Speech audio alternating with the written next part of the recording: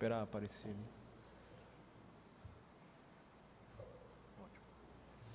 Bem, boa noite, vereadores, colegas do Executivo, público presente.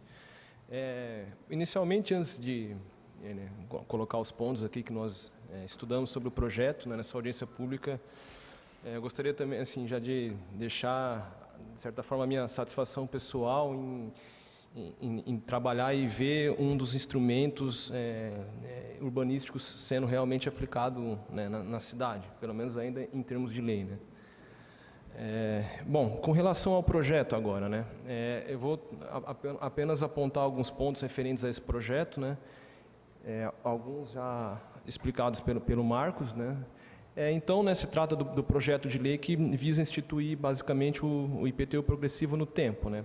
Aqui, então, a Secretaria de Planejamento já explicou com relação aos tipos, né, de imóveis que devem ser, que devem atuar esse tipo de instrumento, né? São os imóveis não edificados, né? São aqueles imóveis que não possuem construções, os imóveis subutilizados ou os não utilizados, né? Então, o projeto ele traz inicialmente uma área de atuação desse instrumento, né, que são, em termos de macrozoneamento, conforme a Lei Complementar 470, seria a área urbana de adensamento prioritário, assim mostrada no mapa em amarelo, né? O projeto traz, em termos de zoneamento, né, quais então seriam os setores que se aplicam esse instrumento, né? Ou seja, são setores de adensamento prioritário, 1 e 2, né, que são o amarelo e o laranja, as faixas viárias, né, que são as linhas amarelas contidas nesses setores, os setores de centralidades urbanas, que são os círculos, né, contidos no setor de adensamento prioritário secundário. Esses setores são, então, os setores de 400 metros, se eu não estou enganado, com relação às estações da cidadania, né? E o setor de especial de interesse cultural, então que seria um setor SE01 na área central da cidade, né?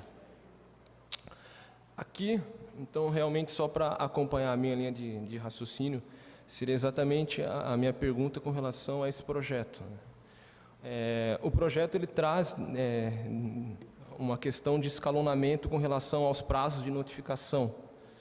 Esses prazos de notificação, eles estão vinculados aos setores que o imóvel ali se encontra, né? Além dos critérios, acima de 400 metros quadrados, notificado, edificado e ou subutilizado, né? Então, aqui, extrai do projeto de lei a questão desse escalonamento dos prazos. O que dá para se observar com essa tabela? Que os setores, né, eles vão se escalonando a partir de 24 meses, a partir vamos supor, da primeira linha do setor 1, depois 24 do segundo, 48 do terceiro e 48 do quarto. Esse tipo de escalonamento, né, pelo menos no meu ver, eu já acabei estudando várias legislações urbanísticas a respeito do tema, não consegui, ficou uma dúvida com relação à realmente efetividade e até própria legalidade de aplicação desse instrumento, tanto em termos legais quanto em termos realmente da real proposta do IPTU progressivo, que são os objetivos que o Marcos tinha apresentado anteriormente. Aqui eu fiz um levantamento um pouco rápido, na verdade eu precisaria trazer para a apresentação, refinar um pouco mais esse levantamento com relação às áreas não edificadas, né, as áreas não construídas, porque um dos critérios do projeto seria a questão da metragem quadrada do lote acima de 450 metros quadrados. Mas o que dá para entender com essa imagem, de certa forma, né? Os lotes pretos são os lotes não construídos e existem lotes da PMJ. A mancha que todos os setores abrigam, realmente existem ali inúmeros lotes que exigem um tratamento diferenciado para que realmente a cidade se desenvolva em áreas que existem infraestrutura e condições para tanto. Entretanto, essa questão da mancha fica aqui, né, realmente o meu questionamento com relação a esse escalonamento. Por que eu digo isso com relação ao escalonamento?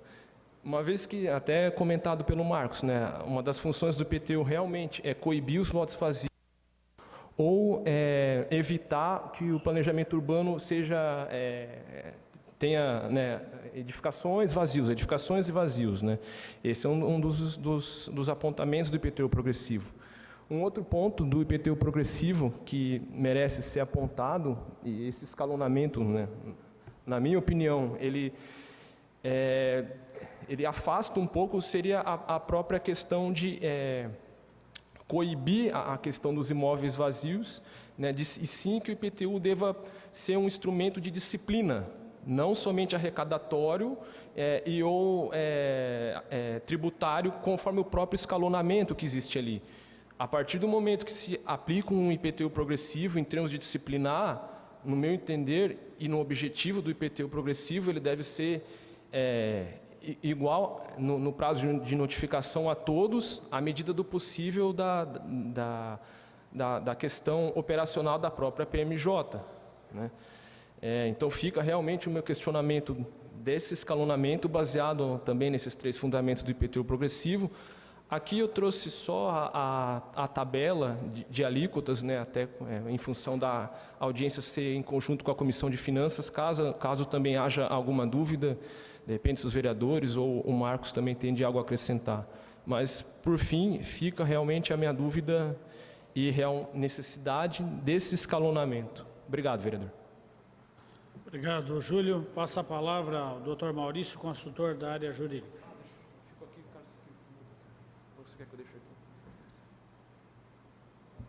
Boa noite, senhores vereadores, a plateia aqui presente, os colegas aqui do Executivo, do Legislativo.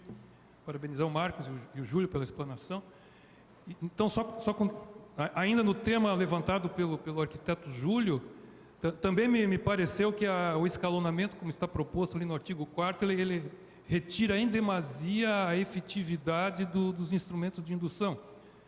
Quando o Estatuto da Cidade pede que se delimite no plano diretor as áreas que ficariam sujeitas à incidência desses instrumentos, ali me parece que já é um momento em que o poder público, né, vai destacar áreas onde, num primeiro momento, se vai fazer incidir os instrumentos da notificação do IPTU progressivo, né, e se precisar, o que não se deseja, a desapropriação para fins urbanísticos. Então, se o plano diretor do município, como manda o Estatuto da Cidade, já destacou essas áreas, que são as áreas de adensamento aqui do município, o prioritário, né? E o macrozoneamento, o lote, já confirmaram essas áreas. O município fazer mais um escalonamento agora no tempo, né? Realmente nos preocupa que reduza-se muito a efetividade do instrumento na forma como o Estatuto da Cidade pretende, como almeja. Então, reforçando aqui, né, o que o Júlio falou, também tem a consultoria jurídica da Casa também ficou com essa impressão, e destacando também que a primeira notificação, que seria para os imóveis ali do setor de interesse cultural, não vi presente no projeto. O escalonamento parte das notificações já feitas para os imóveis ali situados no SE 01, mas não dá o prazo para que essa primeira notificação seja feita. Isso sem prejuízo do que eu falei anteriormente, né? Mais adiante ali, só realçar que o doutor Álvaro estava aqui, nós sempre vimos, nós temos uma posição já afirmada aqui, nós do corpo jurídico, né, não da Casa nem do poder público do município, mas eu entendo como inconstitucional a progressividade que o município, a progressividade fiscal que o município faz em relação ao proprietário aqui de imóvel de Joinville que não edifica a calçada de frente à sua residência. Essa progressividade, ela é tributária, no caso, né, ela não é urbanística, essa progressividade tributária ela não é autorizada pela Constituição. Você pode tributar o IPTU numa alíquota superior para aquele proprietário do imóvel baldio, assim como pode também fazer uma tributação de IPTU diferenciada em razão da área do zoneamento em que o imóvel se encontra. Ou seja, imóveis situados em áreas centrais mais valorizadas, com uma alíquota maior, e os imóveis situados em regiões mais distantes, com uma alíquota mais baixa. Tudo isso na matéria tributária é previsto. mas a tributação diferenciada para quem não confecciona a calçada é preocupante e é uma discussão que está acontecendo no Judiciário e pode, então, causar impactos aqui no projeto, já que está se trazendo uma faixa de progressividade também para essa situação, né? Lembrando que a área da calçada é uma área pública, né? Uma área que faz parte do leito da via pública, ela é registrada em nome do município